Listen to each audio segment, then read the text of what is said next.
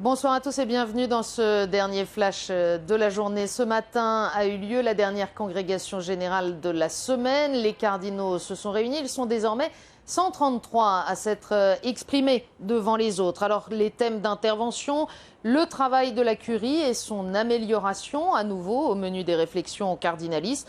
Également des informations sur la vie et l'activité de l'Église dans le monde, autrement dit des témoignages de ces cardinaux qui, rappelons-le, proviennent d'une soixantaine de pays différents.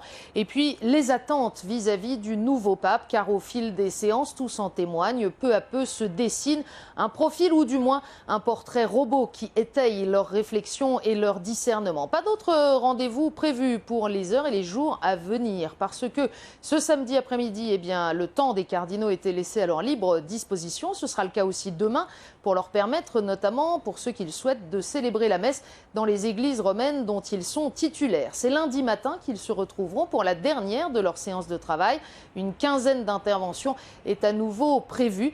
Et puis mardi matin seulement, ils iront s'installer à partir de 7h à la maison Sainte-Marthe où ils résideront pendant toute la durée du conclave. Voilà ce qui a été décidé aujourd'hui lors de la séance de ce matin. Ils ont également tiré au sort les chambres qui seront les leurs pendant les jours du conclave. Un conclave qui ne devrait pas durer trop longtemps, a souligné le père Lombardi lors du point presse à la mi-journée, alors qu'il était pressé de questions par les journalistes. Il faut rappeler que les conclaves de l'époque contemporaine n'ont pas dépassé une semaine. Et puis il faut rappeler qu'il y a des règles aussi, c'est-à-dire que si au bout de 13 scrutins, 3 jours pleins de vote après la première journée d'entrée en conclave, les cardinaux ne sont pas parvenus à un résultat, ils ont un jour de retraite et de prière. Nul doute qu'ils ne souhaitent pas donner ce signe au monde qu'ils ne parviennent pas à se mettre d'accord. En tout cas, on a appris que les fumées auront bien lieu à la fin de la matinée et à la fin de l'après-midi, vers midi et 19h. Elles seront à suivre en direct sur KTO, bien entendu, à partir de mardi soir. Sauf qu'il peut y en avoir à 10h30